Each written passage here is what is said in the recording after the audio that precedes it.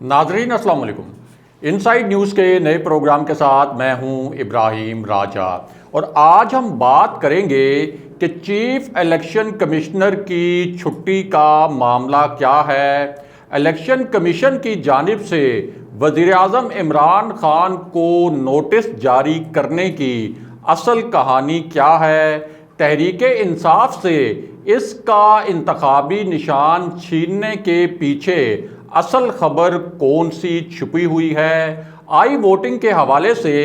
Election commission ने वज़ीर आज़म इमरान खान को और हुकूमत को किस किस्म का बड़ा चैलेंज दिया है। इस हवाले से जो एक बहुत ही पेचीदा और हैरान कुन मरासला लिखा गया, उस मरासले के नुकात क्या हैं और वज़ीर आज़म इमरान खान ने क्या बड़े फैसले किए हैं। हमारे जिन दोस्तों ने अब तक हमारे चैनल को सब्सक्राइब नहीं किया, उनसे हम कहेंगे कि हमारे चैनल को सब्सक्राइब कर लें ताकि उन्हें अहम मालूमात बर वक्त मिलती रहें। अब वापस आते हैं आज के मौजू पर, यानी चीफ इलेक्शन कमिश्नर की छुट्टी का मामला क्या है। सबसे पहले आपको एक और ताज़ा खबर और उस खबर के हवाले से होने वाले नए इंकशाफात से आगाह करते हैं, क्योंकि ये पाकिस्तान की हालिया तारीख का सबसे दिल दहला देने वाला केस है और इसमें अब कुछ नए इंतहाई तकलीफ देह इंकशाफात हुए हैं। और ये जो इंकशाफात हैं ये नूर मुकद्दम के कत्ल केस में हुए हैं। नूर मुकद्दम यानी वो जवां साल खातून जिनका सर ज़ाहिर जाफ़र नामी एक सफ़ाक कातिल ने तन से जुदा कर दिया था। अब इस मामले की जो तफ्तीश हुई है और नए जो सीसीटीवी एविडेंसेस सामने आए हैं और जो नई वीडियो सामने आई हैं और एक और किरदार से जब तफ्तीश की गई तो कुछ बहुत ही सनसनीखेज किस्म के इंकशाफात सामने आए हैं। इनमें एक इंकशाफ तो ये है कि मुल्ज़िम ज़ाहिर जाफ़र जिसने नूर मुकद्दम को कत्ल किया, वो 18 जुलाई को अमेरिका जाने के लिए तैयार था। 18 जुलाई की उसकी टिकट बुक थी अमेरिका के लिए और ये जो टिकट था इस मुल्ज़िम ने ब्लू एरिया में एक ट्रैवल एजेंसी से ख़रीदा था। उसके बाद ये जो मुल्ज़िम है इसने चालाकी ये की कि ये एक यकतरफा टिकट था। इसने इस्लामाबाद से न्यूयॉर्क के लिए फ़्लाई करना था, यानी इसका वापस आने का कोई इरादा नहीं था। और इस टिकट के बारे में बताया गया है कि ये इस मुल्ज़िम ने 90,000 रुपये में ख़रीदा था। उसके बाद 18 और 19 जुलाई के दरमियान इसी कातिल ने अपने ट्रैवल एजेंट से पूछा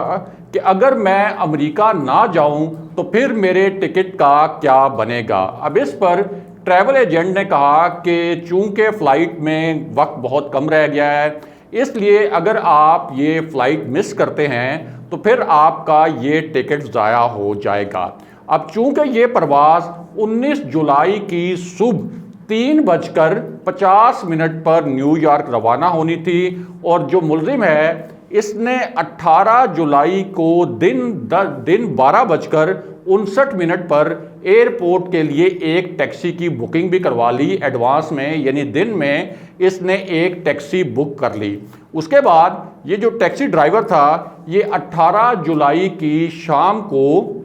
रात को 11 बजे मुल्ज़िम के घर पहुंच गया, क्योंकि जाहिर है तकरीबन 4 बजे के करीब वो फ़्लाइट जानी थी। तो इसने एक सेफ़ टाइम रख कर ये कातिल के घर पहुंच गया थोड़ा सा वक्त से पहले ही। और इसने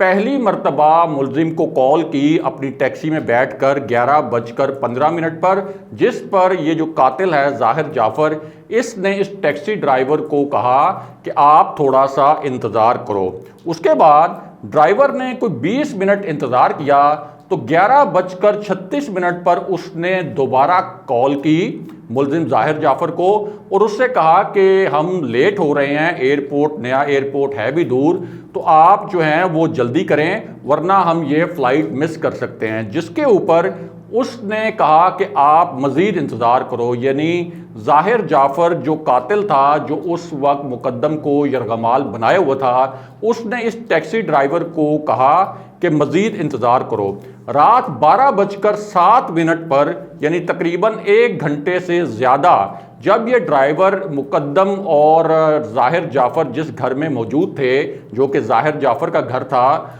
तो वहाँ 1 घंटा इंतज़ार करने के बाद 12:07 पर इसने यानी ज़ाहिर जाफ़र ने ड्राइवर से कहा कि तुम चले जाओ, मैं नहीं जा रहा, और अपने एक चौकीदार के ज़रिए 1000-1500 रुपये ड्राइवर को भिजवा दिए। अब ड्राइवर ने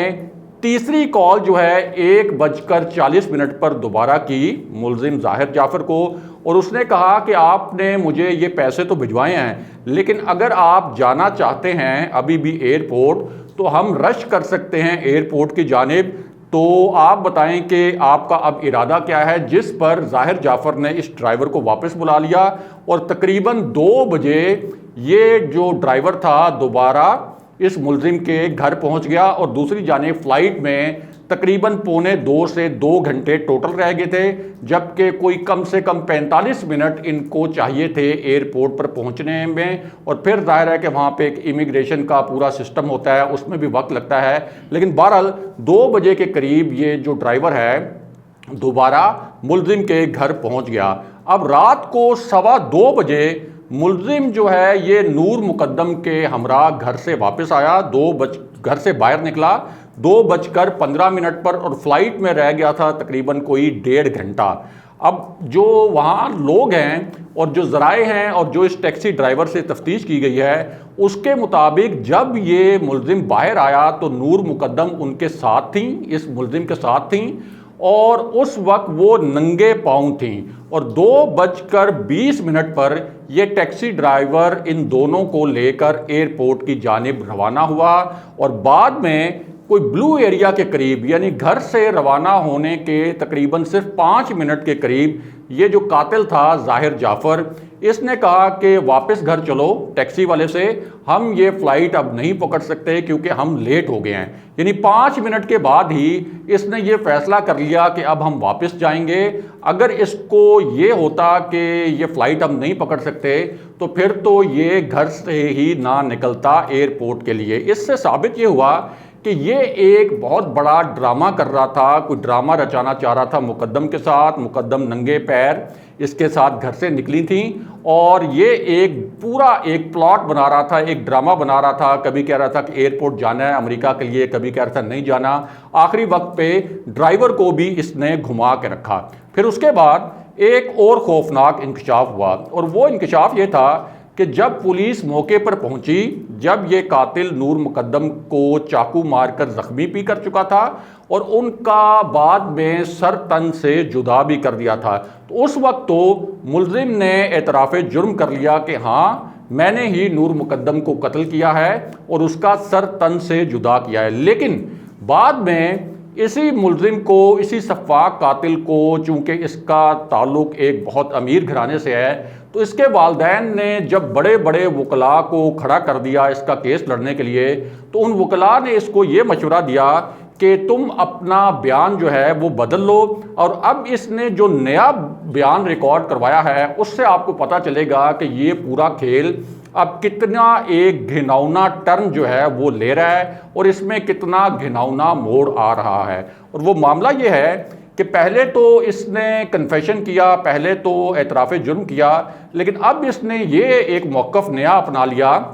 वकला के कहने पर कि नूर मुकद्दम ने असल में खुद चाकू उठाया और ख़ुद ही अपने आप को मार लिया और ख़ुदकुशी कर ली। अब चूँकि इस्लाम में ख़ुदकुशी हराम है और ये मेरी दोस्त भी थी, इसलिए मैं नहीं चाहता था कि इनको कोई हराम मौत आए, इसलिए मैंने कहा कि ये तो हराम मौत मर रही हैं, तो मैंने इनका सर जो है वो तन से जुदा करके ये पूरा जुर्म अपने सर पर ले लिया। अब वो ये बयानात दे रहा है पुलिस को, यानी अपने पिछला जो स्टेटमेंट था उससे मुकर गया है वालदैन की और वकला की मिली भगत से ताकि ये जो एक अनसीन मर्डर है, यानी जिस वक्त ये कत्ल हुआ था उस वक्त तो कोई भी घर के अंदर मौजूद नहीं था उस कमरे के अंदर, लेकिन जो सीसीटीवी एविडेंसेस हैं, जो वाकयाती शहादतें हैं, वो तो साफ जाहिर कर रही हैं कि ये मर्डर इसी ने किया था। इसमें किसी शक व शुबे की गुंजाइश नहीं। वो कन्फेशन भी कर चुका है, लेकिन अब इस मामले में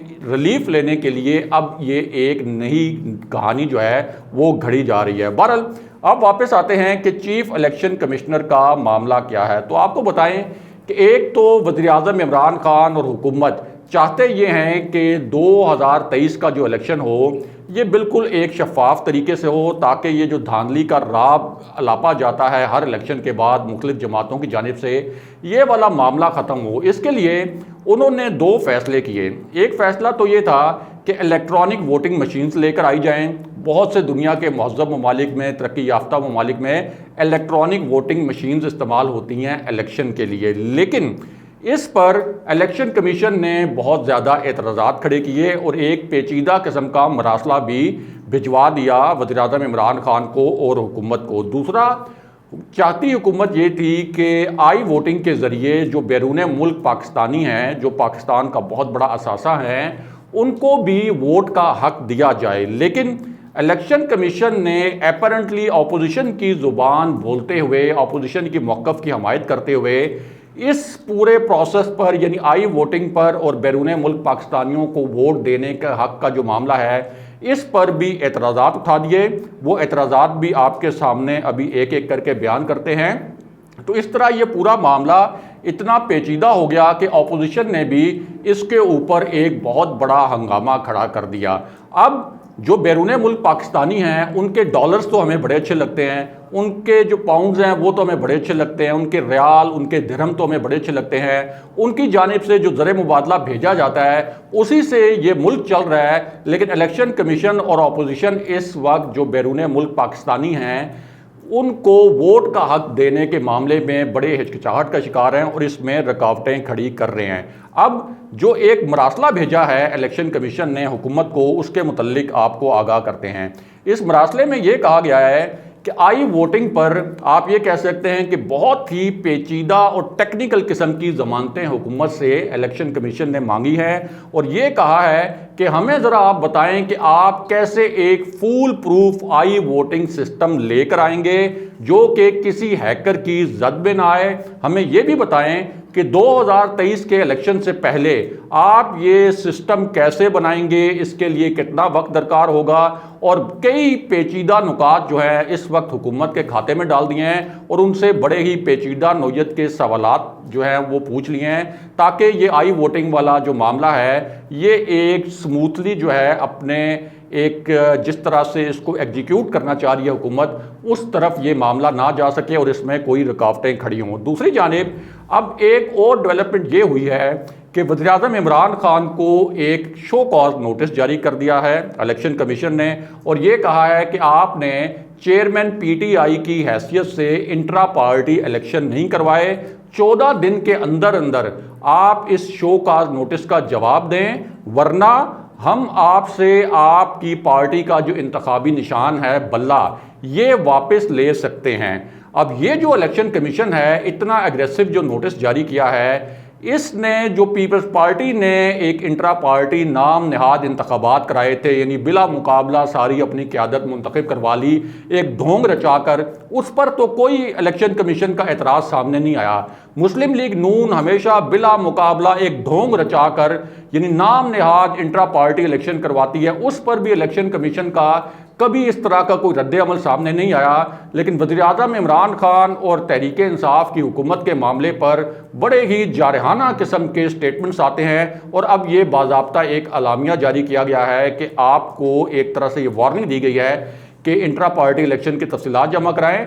वरना आपको बल्ले के इंतखाबी निशान से महरूम कर दिया जाएगा। अब इस पूरी सूरत हाल में बड़ी अहम डेवलपमेंट हो रही है। एक डेवलपमेंट तो हमने आपको पहले भी बताई थी कि जिस तरह से हुकूमत का ये ख्याल था कि इलेक्शन कमीशन इस वक्त अपोजिशन की ज़ुबान बोल रहा है, अपोजिशन के साथ खड़ा है। वज़ीर-ए-आज़म इमरान खान इस मामले पर तहफ़्फ़ुज़ात का इज़हार भी कर चुके थे। सेनेट के इलेक्शन में जो कुछ हुआ उस पर वज़ीर-ए-आज़म ने तहफ़्फ़ुज़ात का इज़हार किया। उसके बाद जो आई वोटिंग वाला मामला है जिस पर इलेक्शन कमीशन एतराज़ात उठा रहा है उस पर भी तहफ़्फ़ुज़ात ज़ाहिर किए गए और इलेक्शन कमीशन के अरकान के हुकूमत ने इस्तीफ़े भी मांगे थे बाज़ाब्ता एक प्रेस कॉन्फ्रेंस करते हुए। अब एक और इजलास हुआ है, उसमें यह डिस्कस हो रहा है कि इलेक्शन कमीशन का जिस तरह का मूड है, जिस तरह के इलेक्शन कमीशन के स्टेटमेंट आ रहे हैं, उससे तो लगता यह है कि एक तो ये पार्टी फंडिंग केस में भी कोई एकतरफा फैसला करके, जो अपोजिशन का मनपसंद फैसला करके पीटीआई को कोई बहुत बड़ा सरप्राइज दे सकते हैं, एक अनड्यू सरप्राइज। यानी पीपल्स पार्टी और मुस्लिम लीग नून के जो पार्टी फंडिंग केसेस हैं वो तो बड़े स्लो चल रहे हैं, लेकिन तहरीक इंसाफ का जो पार्टी फंडिंग केस है वो बड़ी तेजी से चल रहा है। दूसरा कि 2023 के इलेक्शन में अगर इलेक्शन कमीशन के अरकान का और चीफ इलेक्शन कमिश्नर का यही रवैया रहा तो फिर तो तहरीक इंसाफ जो इस वक्त लग ये रहा है कि 2023 का इलेक्शन भी बहुत आसानी से जीत सकती है, जिस तरह के आज़ाद कश्मीर में इलेक्शन रिजल्ट्स आए हैं, गिलगित बल्तिस्तान में, और अब पंजाब में सियालकोट का मार्का भी तहरीक इंसाफ ने मारा है। तो ये तो 2023 का इलेक्शन हमारे लिए जीतना बड़ा मुश्किल कर देंगे जिस तरह का इलेक्शन कमीशन का इस वक्त कंडक्ट सामने आया है। अब इस पूरी सूरत हाल में कई हुकूमती रहनुमाओं ने यह तजवीज़ दी एक इजलास में कि हमें इस मामले पर गौर करना चाहिए कि ठीक है, आप चीफ इलेक्शन कमिश्नर का एक आईनी ओहदा है, लेकिन इनको ओहदे से अलग करने के लिए क्या कानूनी ऑप्शंस जो हैं वो अख्तियार किए जा सकते हैं। अब इनमें से एक ऑप्शन तो ये है कि एक रेफरेंस जो है सुप्रीम जुडिशल काउंसिल में लेकर जाया जाए, क्योंकि उस तरीके से चीफ इलेक्शन कमिश्नर और इलेक्शन कमीशन के अरकान को अगर हटाना मकसूद हो तो उस रेफरेंस के ज़रिए हटाया जा सकता है। और ये डिस्कस किया गया कि जो तहरीक इंसाफ के जो कानूनी माहिरीन हैं उनसे ज़रा मशवरा लिया जाए, उनसे मशावरत की जाए कि क्या ऐसे हमारे पास कानूनी ऑप्शंस हैं कि चीफ इलेक्शन कमिश्नर को ये जो 2023 के इलेक्शन के हवाले से तहरीक इंसाफ के खदशात हैं जो कि बड़े वाज़े नज़र आ रहे हैं, इन खदशात को दूर करने के लिए, चीफ इलेक्शन कमिश्नर को हटाने के लिए क्या कानूनी ऑप्शंस जो है इस्तेमाल किए जा सकते हैं। और इस हवाले से ये पूरी एक डिटेल डिस्कशन हुई कि कानूनी माहिरीन से मशवरा भी लिया जाए, क्योंकि सुप्रीम जुडिशल काउंसिल एक फोरम है जहां से चीफ इलेक्शन कमिश्नर या इलेक्शन कमीशन के अरकान को हटाया जा सकता है, और दीगर क्या कानूनी ऑप्शंस हो सकते हैं चीफ इलेक्शन कमिश्नर की छुट्टी के लिए, उसके ऊपर भी इसी इजलास में बहस हुई कि वो कानूनी ऑप्शंस भी एक्सप्लोर करने चाहिए। अगले प्रोग्राम तक के लिए खुदा हाफिज़।